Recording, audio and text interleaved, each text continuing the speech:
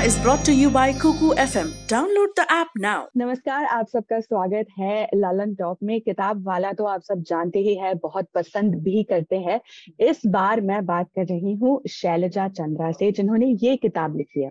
अगर आप ना देख पाओ, मैं आपके लिए पढ़ के बता देती हूँ। द मूनस्मिथ गुलजार। तो गुलजार जी के काम से तो हम सब वाकिफ हैं, इनके काम से बहुत पसंद करते हैं, बहुत बड़े फैंस हैं।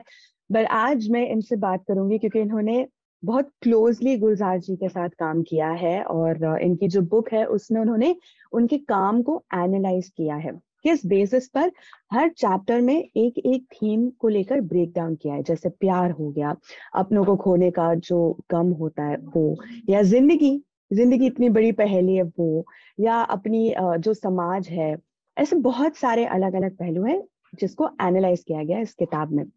आपका स्वागत है। मैं बहुत खुश हूँ आपसे बात करने के लिए आज। बहुत बहुत शुक्रिया Zeesha. I am really happy to be here. बहुत वक्त से हम लोग कोशिश कर रहे थे फेस टू फेस मिलने की, तो this is the new face to face. Very happy to be here, thank you. तो आपने इस किताब में लिखा है कि आप एक रेडियो जॉकी की तरह काम कर रहे थे जब आप पहली बार जब गुलजार जी से मिले इंटरव्यू के लिए। तो मुझे उस मुलाकात के बारे में बताइए। हाँ, तो ये मुलाकात थी 2012 में हुई थी ये मुलाकात, और इस मुलाकात के पीछे भी एक किताब है जो शायद हमारे पास आज वक्त नहीं होगा उस पे जाने का, लेकिन काफी मेहनत मुशक्कत के बाद मुझे वो इंटरव्यू मिला। और November 23rd, I still remember, 22nd I should say the date. तो मुद्दा केवल यही था कि गुलजार साहब से मिलके रेडियो के लिए गुफ्तगू करेंगे। और जो मेरे प्रोड्यूसर है रेडियो के यहाँ पर, उनसे मैंने कहा था कि मुझे किसी से मिलने की कोई इच्छा नहीं है, मुझे एक व्यक्ति जिनसे मिलना है वो है गुलजार साहब, और जब तक मैं उनसे मिलूंगी नहीं मैं मरूंगी नहीं। So that was my ultimatum. तो उन्होंने कहा चलिए देखते हैं। धीरे धीरे बात आगे बढ़ी। जब मुझे इंटरव्यू के लिए कॉल आई, मैं फतेहपुर सीकरी में थी और इस बात से पूरी अनजान थी कि कल सुबह मुझे इतने बजे मुंबई होना है। मुझे था ये नहीं होने वाला, मेरी किस्मत में शायद अभी तो नहीं है जाना। और मुझे याद है वहां पे मुझे कॉल आई कि ऐसे ऐसे आपको सुबह पहुंचना है। तो उसके बाद हम लोग फतेहपुर सीकरी से होते हुए दिल्ली कब पहुंचे और फिर सुबह उठ के कैसे जैसे तैसे प्लेन तक पहुंचे, वो अपने आप में एक कहानी है। लेकिन सबसे मेरे ख्याल से रिमार्केबल बात ये थी कि उस रात को मुझे एहसास हुआ कि मुझे कल सुबह गुलजार साहब से मिलना है, और मैंने इस बात को इतने सीरियसली नहीं लिया। मुझे लगा नहीं होगा ऐसा, तो मैंने तैयारी कुछ नहीं करी थी। बस एक सपना लेके चली हुई थी। उस रात को मैं बैठी हूँ और मुझे लगा कि ये बहुत मोमेंटस रात है मेरे लिए, कल सुबह मुझे उनसे मिलना है। मैं क्या ऐसा पूछूं जो कि कुछ जो उनकी हम इंटरव्यू सुनते आए हैं और फिल्मों की बातें होती रही हैं उससे कुछ अलग भी हो, और कुछ जो फुलफिलिंग हो बहुत ज्यादा। तो हमने अगली सुबह जिंदगी की बात करी, और वो इंटरव्यू भी यूट्यूब पे है, वो 12 सेगमेंट में है। उसमें भी हमने बातें करी कुछ ऐसी जिंदगी के तरह तरह के एस्पेक्ट्स, चाहे वो जिंदगी के दर्द हों, जिंदगी के दर्द उनके राइटिंग्स में इतने प्रोमिनेंटली क्यों आते हैं उस बारे में। या एक गाना है लबों से चूम लो आंखों से थाम लो मुझको, उसका इंटरप्रिटेशन क्या है, where was it coming from, मतलब उसके पीछे क्या है। तो हम उसकी थोड़ी परतों में गए। तो इस तरह के 12 सेगमेंट्स हमने उसमें कवर करे थे, और वो कॉन्वर्सेशन 1 घंटे का होते होते मेरे ख्याल से 70-75 मिनट का हो गया, और हम बस बैठे हुए बात ही करते रहे। और इसलिए भी वो इम्पोर्टेंट रहा वो वाला इंटरव्यू, क्योंकि वहीं पर ही इस किताब का एक तरह से बर्थ प्लेस रहा। वहीं पे मुझे लगा कि जिंदगी के कितने ही एस्पेक्ट्स हैं और कितने ही हमारे एग्जिस्टेंशियल क्वेश्चंस हैं जिनके बारे में गुलजार साहब ने कितना कुछ अपनी लिटरेरी पोएटिक वर्क्स में लिखा हुआ है। तो वो मैं किस तरह से उसको मैं क्या एक वेंटेज पॉइंट दे के एक किताब की शेप में क्रिएट कर सकती हूँ, ये बीज उस दिन शायद या उसी के आसपास पड़ा था। तो वो थी वो मुलाकात। वाह, बट मुझे यही एक बात की हैरान लगती है कि बिना प्रिपरेशन के इतनी बड़ी इतनी दिग्गज पर्सनालिटी से मिलना, बट इतनी देर फिर आप बात करते रहे। जी। आपने इस किताब में भी और उनके काम के साथ साथ एक तरीके से you try to make sense of him as an artist, as a person, but लोग इतने कॉम्प्लेक्स होते हैं, स्पेशली हिम। तो आपने ये अटेम्प्ट कैसे किया? Great question. और किताब लिखने के शुरू से अंत तक ये क्वेश्चन मेरे साथ रहा कि मैं ये क्या अटेम्प्ट कर रही हूँ। How can I, Shailaja, give any voice or any analysis or any vantage point to him, the Gulzar sahab. So ये एक सेल्फ डाउट तो मेरे अंदर हमेशा से रहा। और उसका मेरे ख्याल से मुझे जहाँ पे एक सुराग हाथ में आया और मुझे उसके बाद ये पूरे किताब का स्ट्रक्चर भी सामने आया, वो मोमेंट था जब मैंने रियलाइज किया कि मैं उनके काम को ना तो क्रिटिक कर रही हूँ और ना ही मैं इंटरप्रेट कर रही हूँ और ना ही मैं एनालाइज कर रही हूँ। मैं उनके शब्दों के आसपास घूम रही हूँ। और इसीलिए वो जो सब टेक्स्ट है, ऑर्बिटिंग द सेलिब्रेटेड वर्ड्स, मैंने रियलाइज किया कि मैं उनके जो सेलेस्टियल वर्ड्स हैं, जो कि टाइमलेस हैं, जो कि सदियों तक रहेंगे, मैं बस एक उसके ऑर्बिटल में हूँ। और एक पर्टिकुलर टाइम स्लाइस में मैं उन शब्दों को देख रही हूँ और कैप्चर कर रही हूँ अपने सैटेलाइट से। सो मैंने रियलाइज किया कि मैं केवल एक वेंटेज पॉइंट दे रही हूँ, मैं केवल ऑर्बिट कर रही हूँ उनके शब्दों को। और this is my way of looking at what he has written about love, about relationships और समाज, जैसे आपने कहा। और इसी उम्मीद में कि जो और लोग पढ़ेंगे शायद उनकी भी वॉइस इसमें कहीं मिल पाए उन्हें भी, और उन्हें भी लगे कि जो शैलजा ने अपने ऑर्बिट से कैप्चर किया है, हाँ हमको भी ऐसा ही लगता है, या नहीं हमको ऐसा नहीं लगता है, शायद कुछ और लगता है। तो मैं ये नहीं कह सकती कि ये एक यूनिवर्सल या यही तरीका है गुलजार को देखने का, बट ये मेरा तरीका है मेरे ऑर्बिट से उन्हें देखने का। सो इस तरह से जब मैंने इस बात को समझा तो मुझे लगा हाँ अब मुझ में थोड़ा हिम्मत आ रही है ये कहने की कि हाँ ये किताब मैंने लिखी है। और ये क्वेश्चन मैंने गुलजार साहब के सामने भी रख डाला 2019 में, मैं उनसे मिली तो ये सेल्फ डाउट तो चल ही रहा था। तो मैंने उनसे कहा कि सर मुझे कई बार डर लगता है कि मैं आपके शब्दों को एक वेंटेज पॉइंट कैसे दूं, मैं उसके बारे में क्या कैसे लिखूं।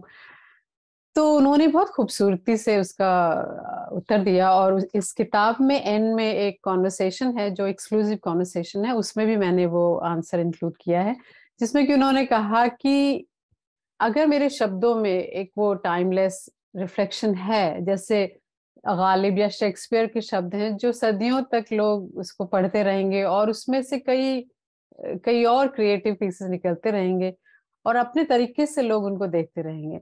तो इस तरह अगर मेरे शब्दों में वो है रिफ्लेक्शन और अगर वो सदियों तक पहुंचता है रिफ्लेक्शन, तो आप उसको देखिए और अपने हिसाब से उसको समझिए।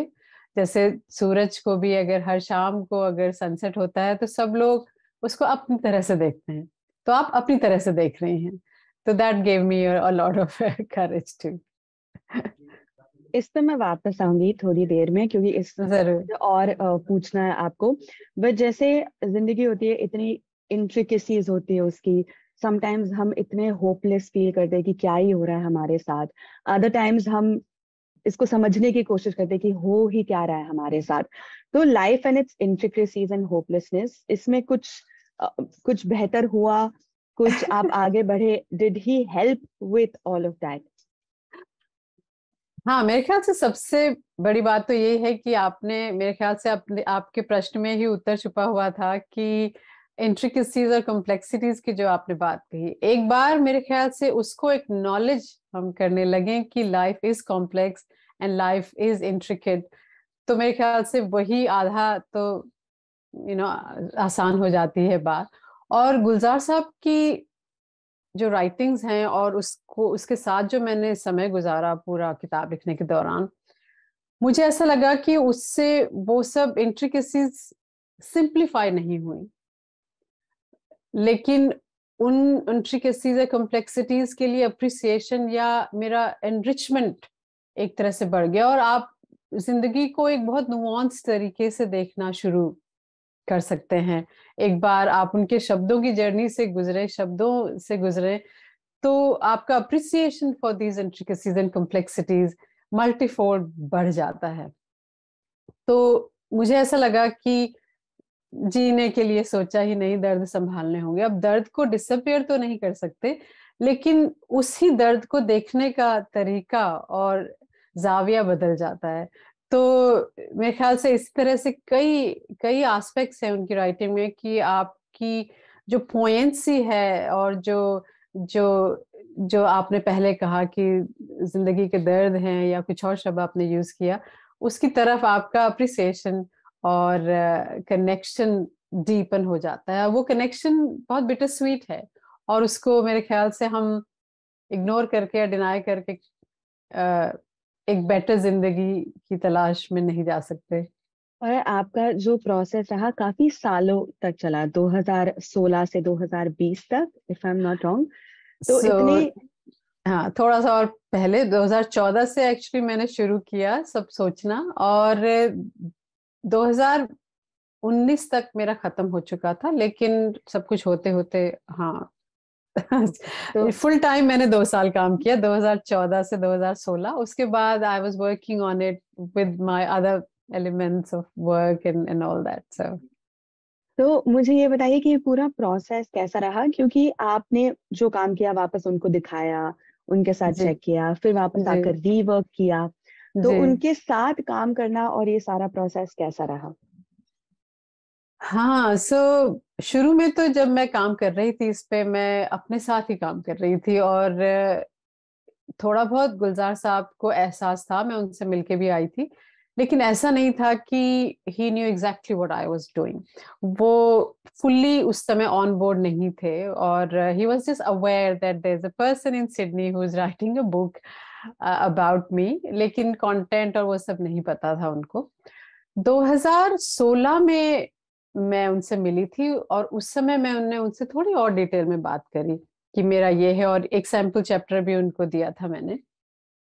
उस समय उन्होंने मुझे एक राइटर, जैसे एक राइटर दूसरे राइटर से बात करता है, वो वाली advice the, and he said अभी इसमें और काम बाकी है और इसको थोड़ा सा और आप पकाइए। सो दैट्स हिज टर्म, इसको नरिश करिए, थोड़ा सा और नर्चर करिए।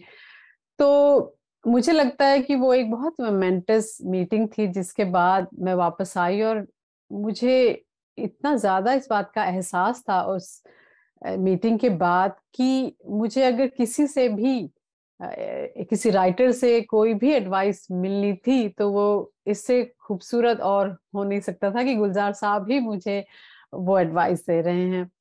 तो वापस आकर फिर मैंने जो उनकी एडवाइस थी, he said do not lose your voice, and कुछ शब्दों को कहीं पे आप एम्बिग्यूटी मत लाइए।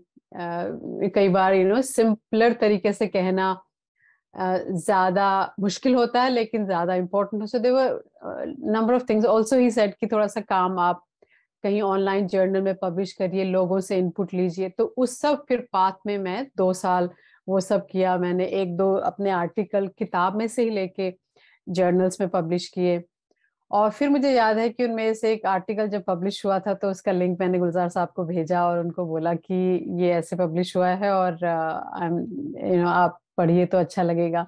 And he replied to me saying कि a very well written analytical article. I remember it, what he said. And he said that the poems that you have, or verses that you have selected for this topic are, very well picked. तो 2-3 line का उन्होंने ऐसे मुझे भेजा था। तो उस समय मुझे हिम्मत आई कि अब मैं कुछ लिखूंगी तो मैं शायद उम्मीद कर सकती हूँ कि वो पढ़ेंगे। और ऐसा तो नहीं कहूंगी कि एज अ राइटर मैं जब शुरू किया था तो ये कोई शर्त नहीं थी कि गुलजार साहब को पढ़ना है मेरी किताब, लेकिन धीरे धीरे आप ग्रीडी होते जाते हैं तो ये उम्मीद बढ़ती चली गई। तो उसके बाद फिर मैंने उनको धीरे धीरे भेजने शुरू किए। कई बार नहीं पढ़ पाते थे, कई बार वो पढ़ते थे। तो खुदा पे जो पहला वाला चैप्टर है वो भी मैंने उनको भेजा, और उसके बाद उनका कॉल आया। ही वॉज इन इंदौर उस समय, किसी अपने शो के लिए थे, और शायद बीच में वक्त मिला होगा तो उन्होंने उसको प्रिंट आउट करके पढ़ा।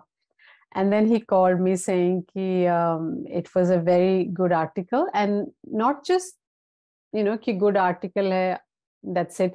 We had a whole lengthy conversation on the points of connection or points where he had something else to say or different viewpoints. So he said, इसको आप इस तरह से देख सकती हैं. So there was a very lengthy conversation on just that article about खुदा. उस कॉन्वर्सेशन में उन्होंने ये भी पूछा मुझसे, कुछ पूछा तो मैंने कहा सर ये वाली बुक मेरे पास नहीं है. तो ही सेड अच्छा आप मुझे सारी अपनी जितनी किताबें हैं उनकी लिस्ट भेज दीजिए, और आपके पास जो भी मिसिंग होगी फिर मैं आपको यहाँ से भेजता हूँ. तो उसके बाद उन्होंने मेरे को बहुत सारी किताबें वहाँ से कुरियर करवाई, और so I have a really beautiful library with all Gulzar साहब्स books now, I can say. तो उस तरह से मेरे ख्याल से धीरे धीरे एक कनेक्शन बनता गया, जहाँ पे कि उन्होंने मेरा काम पढ़ना शुरू किया, और मैंने भी अपने चैप्टर्स पे काफी रीवर्क करती चली गई. फिर 2020 में मैंने उनको पूरी मैन्युस्क्रिप्ट भेजी, इसी उम्मीद में कि वो पढ़ेंगे एक दिन.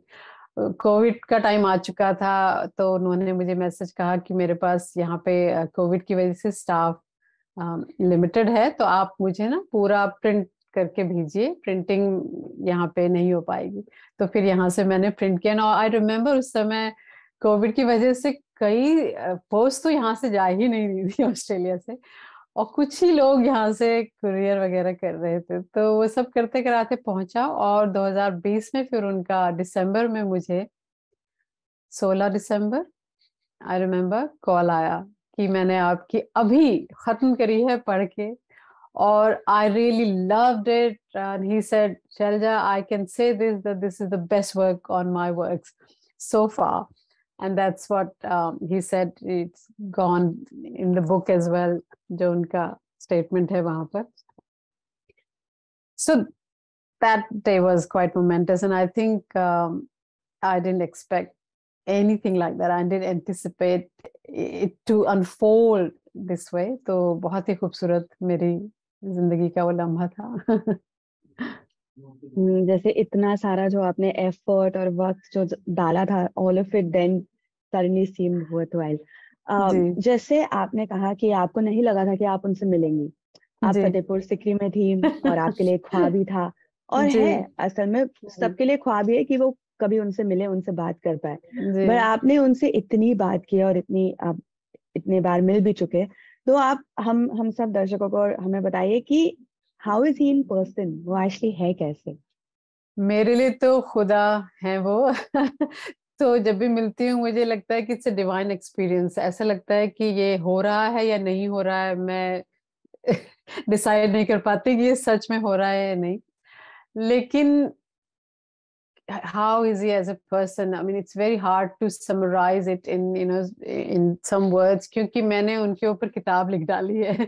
तो मैं यही कह सकती हूँ कि for me every time my appreciation of him as a person, and then with the context of what I was reading or writing about him, it just kept adding more layers to my experience of him. So every time I met him, I had a much more layered understanding compared to the previous time.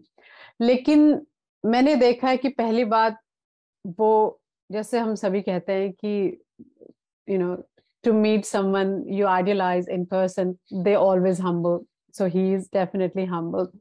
He's very very helpful. So मैंने ये देखा कि अगर वो busy भी होंगे और मैं मुंबई में हूँ, उनसे मैं मीटिंग रखती हूँ, तो बिजी होते हुए भी उन्हें पता है कि शैलजा दूर से आई है, तो he would always give me time. उस वक्त में भी अगर मेरे पास सवाल हैं तो बहुत पेशेंटली उसका जवाब देते थे, और इस सब में वो बहुत ही क्या कहेंगे, उनका सेंस ऑफ ह्यूमर हमेशा इंटैक्ट रहता है. तो and also there's a childlike joy in his personality. He's very very and he himself, he says कि मैं I don't want to grow, I will always remain. So उनका joy जो है उनके अंदर से वो एकदम छलक के आता है. And मुझे लगता है कि आप उनकी presence में एकदम वही एलिमेंट में आ जाते हैं ना, very joyous experience. So in his energy, I just feel that it's a very, very divine energy. So it's a mixture of all that for me. It's very, very human side of him as well as a very divine side of him, and the both come and to amalgamate in his presence. So that's what I feel every time I meet him. मैं आपसे यही कहना चाह रही थी, मैंने जब आपको बुक दिखाई मैंने अपना बुकमार्क निकाल लिया था. मेरा अच्छा. बुकमार्क एक टिश्यू पेपर था, क्योंकि सर्टेन जो चैप्टर्स थे पढ़ते वक्त मैं ऑटोमेटिकली रोना शुरू कर दिया था, राइट. क्योंकि इतना आप मूव हो जाते हैं. जैसे जी. कोई भी गाना आपने जैसे कहा हो, पहले आपने जो कहा कि जीने के लिए सोचा ही नहीं कि 10 जी. महीने, बट ये एक लाइन काफी है कि आपको इतना वो मूव करे. तो ऐसे कई सारे उनके जो गाने हैं जो आपने कोट किए हैं बुक में, तो इससे ही ऑटोमेटिक वो हो जाता है. बट ठीक है. आपने कहा कि एज अ सेलेस्टियल बॉडी आपने उनके जैसे वर्ड्स को, या फिर जैसे आपने लिखा है कि ऑर्बिटिंग द वर्ड्स, इसीलिए आपने उनको मून स्मिथ का नाम दिया है, जो आप बुक में भी रेफर करते हैं. मुझे याद नहीं कि पहले क्या आया, लेकिन मून स्मिथ जो शब्द है, जो फ्रेज है, वो गुलजार साहब का ही दिया हुआ है. सो बताइए कहानी कैसे. सो ये आई थिंक, तो अब मुझे एग्जैक्ट सन नहीं, कौन सा 2016-17 की बात है, जब उन्हें पता था और जब थोड़े से बातें शुरू हो गई थी होनी कि मैं इस तरह से लिख रही हूँ किताब. ये 10 चैप्टर्स थे पहले, अब तो 9 हैं किताब में. इस तरह से होगा, मैंने उनको समरी भी भेजी थी. तो उस समय उन्होंने ये वर्ड और ये फ्रेज कॉइन किया था, द मून स्मिथ, गुलजार. और मून स्मिथ जैसे कि वर्ड स्मिथ होता है, somebody who shapes and molds words. तो मून, जैसे कि हम सभी जानते हैं कि चंद्रमा, चांद उनका एक बहुत ही फेवरेट म्यूज है. उनकी पोइट्री में बहुत तरीकों से आता है. तो वो चांद को अलग अलग शेप और अलग अलग फॉर्म देते रहते हैं. तो मून स्मिथ, उन्होंने ही ये अपने बॉडी ऑफ वर्क को देख के मेरे ख्याल से महसूस किया होगा कि I have been working with my favourite muse moon for a long time. अब मुझे उनका बैकग्राउंड नहीं पता कि उन्होंने कब मून स्मिथ और कैसे वो फ्रेज कॉइन किया, लेकिन जब मुझ तक पहुंचा वो, तो मुझे लगा कि यही मुझे चाहिए, मेरी किताब के टाइटल में कहीं ना कहीं ये होना चाहिए. चलता रहा वो बैकग्राउंड में और साथ साथ मैं काम करती रही. फिर गुलजार साहब आए थे सिडनी में 2018 में. तो उनसे तब मेरी मुलाकात हुई और थोड़ा वक्त मिला उनके साथ बैठ के बातें करने का. और उस समय मैंने थोड़ी हिम्मत करके उनको बोला कि sir, I would love to use Moon Smith in the title of the book. Is it okay? And he said बिल्कुल आप करिए. तो उस दिन formally, in a way, I adopted that title. I touched his feet, and that's how the title became mine. So yeah, that's the background. And I think you're right in bringing that connection between the Moonsmith and orbiting, because जब Moonsmith title का part बन गया तो मुझे लगा कि मुझे जो नाम है उसमें भी कुछ और सेलेस्टियल रेफरेंस लाना चाहिए. और धीरे धीरे जैसे बुक का स्ट्रक्चर इवॉल्व हुआ, तो मेरे ख्याल से मुझे ऑर्बिटिंग एक ऐसा शब्द लगा जो कि अच्छा रेफरेंस लेके आता है, अच्छा कनेक्शन पॉइंट लाता है मून स्मिथ के साथ. परफेक्ट, हाउ पजल पीसेस जैसे फिट हो जाते हैं, सारी चीजें फेल इनटू प्लेस. ये सवाल आपके लिए थोड़ा मुश्किल होगा जवाब देना, बट आपने इतने सारे उनके काम है जो आपने कोट किए हैं इस किताब में, बट आपका सबसे फेवरेट क्या काम रहा है उनका? हाँ, आपने पहले बता दिया कि ये जवाब बहुत मुश्किल होगा. मैं इस तरह से तो नहीं कह पाऊंगी कि एक कौन सी किताब या कलेक्शन मेरी फेवरेट रही है, लेकिन मैं ये जरूर कह सकती हूँ शायद कि किस तरह के या कौन सा स्टाइल मुझे बहुत अपील करता है. और उनमें से एक स्टाइल है जिसमें again, I'm not trying to choose my favorite child here, or Gulzar Saab's favorite style. लेकिन एक शायद मैं पढ़ूंगी भी अगर मेरा खुला होगा वो, पर जहां पर वो कुछ ऐसे मोमेंट्स कैप्चर करते हैं जो कि बहुत मुश्किल होते हैं पकड़ने, जिन मोमेंट्स में कुछ नहीं हो रहा होता, जहाँ पे कोई भी ऐसी कोई कहानी नहीं है और कोई अंत नहीं है, कोई शुरुआत नहीं है, just as a passing moment that just nobody would even notice, a mundane moment. When he captures a mundane moment and captures it in a way that is so relatable, so universally, relatable, it just, I'm in awe of those kind of writings. And I have quoted a couple of those in my book as well. And there's a collection that came in 2016 called Pluto. तो उसमें भी कुछ ऐसी poetry है, कुछ ऐसी versus हैं जो कि इस चीज को एकदम जो मैं बात कर रही हूँ उसी स्टाइल में है. सो उसमें कोट्स में है पहली लाइन, उससे कहना, इतना कहा और गर्दन नीची करके देर तलक वो पैर के अंगूठे से मिट्टी खोद खोद के बात का बीज था शायद ढूंढ रही थी. देर तलक खामोश रही, नाक से सिसकी पोंछ के आखिर गर्दन को कंधे पे डाल के बोली, बस इतना कह देना. उससे कहना के आगे भी उन्होंने कुछ नहीं कहा और बस इतना कह देना. I think there's nothing that really happens in this verse. And there's another example again from Pluto. उस दिन की तो बात है, मेरा छोटा बेटा पिछली किसी बरस की दिवाली का छोटा एक अनार उठा लाया था. बेमौका बेमौसम जब वो जल रहा था, कितना सूना लगा था आंगन. कितने बरसों बाद तुम्हारा बेमौसम एक खत पहुंचा है. तो तो ये जो बेमौसम किसी पुरानी दिवाली का अनार वाला जो बात है, हम सब ने शायद वो एक्सपीरियंस किया है कि उसके पीछे एक अजीब सी बिटर स्वीट फीलिंग होती है.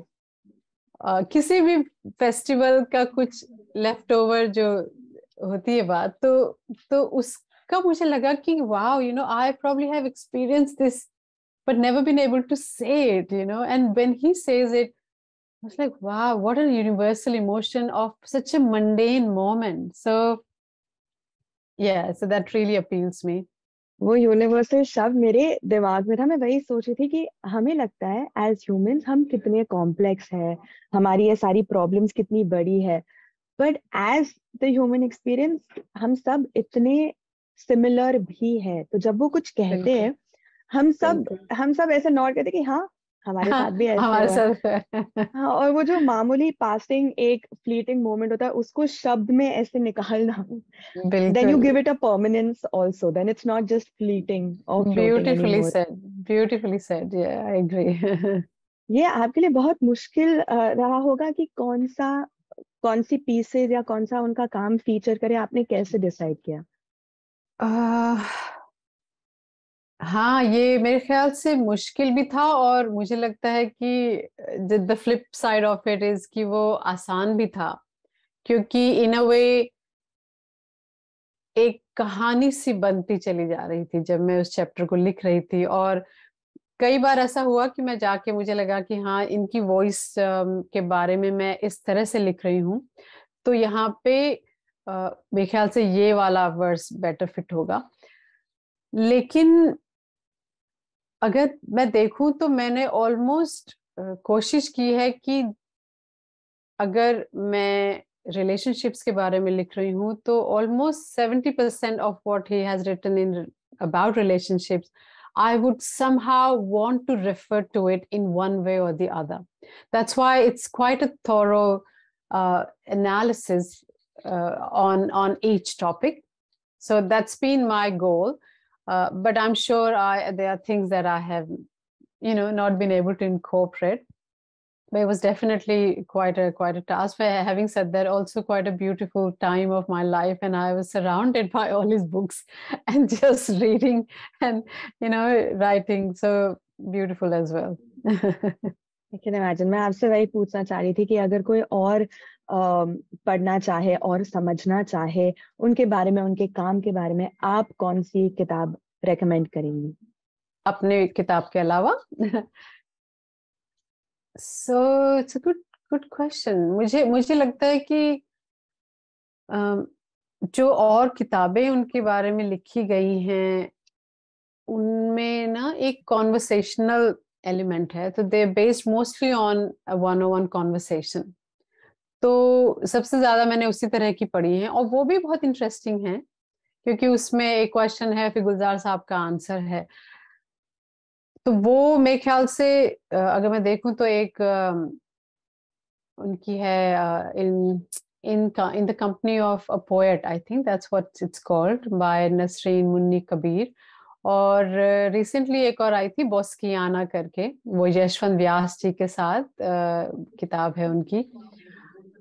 तो दो ये हैं। उसके अलावा मुझे लगता है कि गुलजार साहब के बहुत सारे इंटरव्यूज हैं यूट्यूब पर जो कि मैं आते जाते वॉक करते हुए बहुत सुनती हूँ और उससे मुझे इतना कुछ और सीखने को मिल रहा है, इतनी और लेयर्स समझ में आ रही हैं। और वही पोइट्री, वही किताबें जो मैं पढ़ चुकी हूँ उनकी नई पढ़ते समझ में आ रही हैं, बिकॉज मुझे समझ में आ रहा है कि कैसे गुलजार साहब सीरियसली सोचते हैं। Just I am again falling in love with him every time I watch him in these interviews. So those interviews are also very, very good to refer to. But एक किताब मैं जरूर मेंशन करना चाहूंगी जो मुझे नहीं लगता कि शायद वो सर्कुलेशन में है, पर मैं बहुत शुक्रगुजार हूँ। एक अशोक बिंदल जी हैं जो कॉमन फ्रेंड हैं गुलजार साहब और मेरे, और वो भी मुंबई में रहते हैं। उन्होंने मुझे एक किताब भेजी थी, उसका नाम है गुलजार एक शख्सियत, और उसमें मेरे ख्याल से 6-7 में भी ज्यादा लोगों ने गुलजार साहब के बारे में एक पीस लिखा है। So it's from I think Rishikesh Mukherjee का भी उसमें है, आई फॉरगेट सारे नाम, पर सब जो लोगों ने उनके साथ क्लोजली काम किया है उन्होंने एक एक पीस लिखा है। वो बहुत एक खूबसूरत किताब है, पर मुझे पता नहीं वो अवेलेबल है कि नहीं। आपने उनके साथ इतना इंटरेक्ट किया तो कभी आपको पता लगा कि उनका राइटिंग प्रोसेस क्या है? क्या उन्होंने शेयर किया कि वो क्या पढ़ते हैं, वो क्या कंज्यूम करते हैं, उनकी inspiration for such thoughts to come to be able to write this beautifully, उनका क्या प्रोसेस है? हाँ, उनसे हर बार मिली हूँ तो मेरे ख्याल से हमारी बातों का फोकस क्रिएटिविटी की प्रोसेस पे ही रहता है। और मेंशन करना चाहूंगी कि एक चैप्टर है पूरा उस पर भी, और let me just bring it up, it's called नज़्मों के टांके, Gulzar's insights on the creative process. तो वो मेरे ख्याल से one of the largest chapter है किताब का। गुलजार साहब का एक बहुत ही खासियत है और बहुत ही कमाल की बात है वो ये कि वो रूटीन उनका बहुत ज्यादा कंसिस्टेंट है लिखने का। तो और कई जगह उन्होंने मेंशन किया, मैंने किताब में भी लिखा है कि वो कहते हैं कि मैं एक क्लर्क की तरह अपने ऑफिस में बैठ जाता हूँ। मेरे ख्याल से सुबह 10 बजे शायद वो बैठते होंगे, but he works like a clerk, he says. और उस डिसिप्लिन के बिना क्रिएटिविटी का कोई मायने नहीं है। Creativity it can't just come on its own, or it can't be commissioned, or it can't just dawn upon you. तो वो जो मोमेंट है जब हम अपने फ्लो में होते हैं या क्रिएटिव बेस्ट होते हैं, वो कंसिस्टेंट डिसिप्लिन के बिना नहीं आ सकते। ये उनका एक हमेशा ही एक पिलर रहा है। उसके अलावा उनका एक बहुत ज्यादा इश्क है, वो है नासा और सारा गैलेक्सीज एंड मल्टीवर्स और उस सब से। तो कुछ भी आप उनसे कॉन्वर्सेशन कभी भी करिए, वो हमेशा इसको जरूर लेकर आते हैं उस एंगल को, and he is a huge fan of the cosmos and anybody who has written about the cosmos. तो वो भी उनका काफी, मुझे लगता है कि उन्होंने बहुत कुछ उसको पढ़ा है, समझा है in quite detail, so moving beyond just the awe. So हम लोग हैं जैसे हम awe phase में ही रह जाते हैं, वो awe phase से आगे निकल के उन्होंने उसको काफी हद तक समझा भी है. और he'll always say one thing about whenever you talk to him or have any questions, वो कहेंगे किताबों के रेफरेंस से हमेशा आप लीजिए, मतलब किताबें पढ़िए और पढ़िए, और हर एक चीज के बारे में जो क्यूरियोसिटी है वो कहीं ना कहीं आपके पास है available. So go and read some more and learn about life. तो वो भी उनका बहुत स्ट्रॉन्ग एक रूटीन का पार्ट है, टू एवरीडे रीड समथिंग. उसके बाद वो कैसे प्रोसेस होगा, कितने वक्त में प्रोसेस होगा और किस तरह से आपके राइटिंग्स में आएगा, वो यू शुडंट फोर्स, और यू कांट फोर्स दैट. वहां पे तो आपको ऑथेंटिक होना ही पड़ेगा, and you have to let it come automatically. तो वो उनका एक हमेशा मुझे याद रहता है कि he will always encourage you to read good books. और ऑफ कोर्स उनका जो एज ही ऑलवेज सेज, उनकी अपनी एंटीना बहुत स्ट्रॉन्ग है. he uses the word antenna. से जिंदगी को अगर आप, जिंदगी आपको छू के गुजरती जाती है, अगर आपके एंटीना एक्टिव नहीं रहेंगे तो आप कैसे पकड़ेंगे मोमेंट्स को.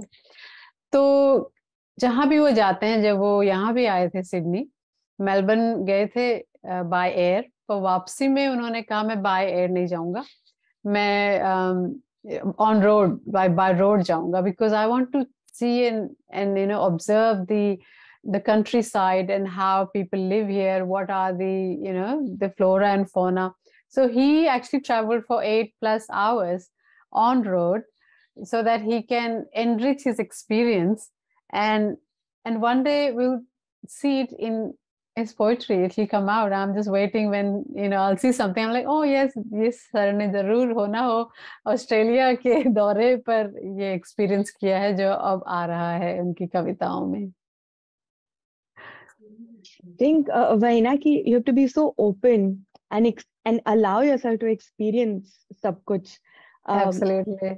आपने बुक्स की बात की कि उन्होंने कहा कि पढ़ो, फिर तुम्हें पता नहीं वो कहाँ कैसे किस फॉर्म में आए. वो क्या पढ़ते हैं आपको पता होगा, आपने देखा होगा. तो कॉस्मोस किसने लिखी थी, मैं शायद Carl Sagan, I think. I know that he quotes him a few times.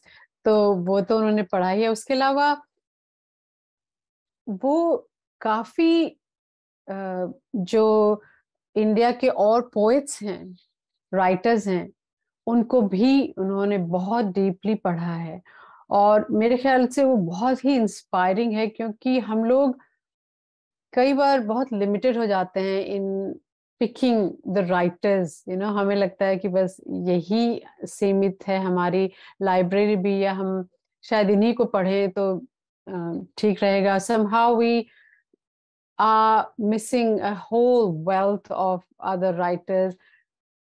तो मैंने अभी उनकी एक किताब आई थी तो 2020 में, और it's called a poem a day. तो वो एक ट्रांसलेशंस हैं, वो उनमें उन्होंने 30-40 languages, I don't remember the exact word, but इतनी लैंग्वेजेस के पोएट्स के वर्क को हिंदी में ट्रांसलेट किया है. और ट्रांसलेट करना तो एक प्रोसेस है अपने आप में. सो इट्स उसके अलावा उस ट्रांसलेशन में जो उन्होंने पैटर्न्स देखे, और ये देखा कि चाहे आप नॉर्थ ईस्ट पकड़ लीजिए, या बंगाल पकड़ लीजिए, गुजरात से ले लीजिए, या महाराष्ट्र ले लीजिए, जो पोएट्स हैं उन सब में एक पूरा समय उनकी पोइट्री में दिख रहा है कि यू कैन ऑलमोस्ट अंडरस्टैंड कि किस तरह से नॉर्थ ईस्ट में क्या क्या डिफरेंट मुकाम आए हैं, और वो उनकी पोइट्री में झलकते हैं. तो जो एन्चेंटमेंट है इन सब राइटर्स से, उनकी लैंग्वेज से, उनकी राइटिंग से, वो बहुत इन्फेक्शियस है. लाइक बिकॉज ऑफ गुलजार साहब I got really in touch with some of these poets and through his book A Poem a Day. और मुझे लगता है कि ये डिसिप्लिन जो मैं कह रही थी पहले, उस डिसिप्लिन के बिना इतना ज्यादा उन्हीं 8 घंटों में से निकालना, ये बहुत मुश्किल है. हम लोग कितना डिस्ट्रैक्टेड रहते हैं आजकल, और उसी 8 घंटों में वो क्या क्या नहीं कर रहे हैं. I am always in awe of his creative output. It's quite amazing. Actually this is contrary जो हमने सुना है ना, कि जैसे क्रिएटिविटी फ्लो होती है, पता नहीं कब क्या स्ट्राइक कर जाए आपको. हाँ. हमने वो सुना है कि एक जगह पे बैठ के अपने आप को वो उसी वक्त में नहीं हो पाता. बट जैसे आपने कहा, both go hand in hand. आपको ट्रेन भी करना होगा अपने माइंड को, ट्रेन भी करना होगा, और जैसे आपने कहा खुद को ओपन भी रखना है, और फिर डिसिप्लिन के साथ ये सारी चीजें साथ आएंगी, तभी जाके वो फ्लो शुरू होएगा. then magic will happen. आपको पता होगा, आपने बताया कि वो बाकी पोएट्स के काम भी पढ़ते हैं, पसंद करते हैं. उनके सबसे पसंदीदा पोएट या शायर कौन है? I don't think I can answer this one, क्योंकि उन्होंने एक्चुअली, मैं अभी उनको सुन रही थी और उन्होंने एक मेंशन तो किए थे, पर मुझे वो पोएट का नाम नहीं याद. It was one of the poet जो कि उन्होंने अपनी book a poem a day में ट्रांसलेट किया है. उसके अलावा favourite writers, no, I won't be able to answer on his behalf. ये मैं उनसे पूछ के जरूर बता सकती हूँ. तो इस सारी बातचीत में हमने गुलजार जो एनिग्मा है, जो आर्टिस्ट है, उनको समझने की कोशिश की. उनके काम को कैसे पढ़े, कैसे समझे, वो समझने की कोशिश की. ये किताब कैसे हुई, कैसे बनी, क्या क्या गया इसमें, वो हमने समझने की कोशिश की. तो ये हवाकाल पब्लिशर्स ने पब्लिश की है ये book, and it's priced eight 450 rupees. 450 की है. आपको ऑनलाइन भी मिल जाएगी, आप ऑर्डर कर सकते हो. तो मैंने पढ़ ली है जी, Amazon पर उपलब्ध है. मैंने पढ़ ली है. आप अगर पढ़ना चाहे या आपने पढ़ ली है तो प्लीज कमेंट करके हमें बताएं, तो हम भी डिस्कस कर सकते हैं. थैंक यू, आपने इतना वक्त निकाला. सिडनी से इतना टाइम डिफरेंस है, तो वो भी एडजस्ट करके आप हमारे साथ जुड़े. Thank you so much. बहुत बहुत शुक्रिया आपका, क्योंकि मेरे लिए तो दिन खत्म हो रहा है, आपके लिए जल्दी सुबह के थोड़ा जल्दी का टाइम नहीं. अच्छा, 12 बज रहे हैं. हाँ, बहुत बहुत शुक्रिया for organizing all this, for coordinating, and for asking such great questions, and for reading the book as well. Thank you so much.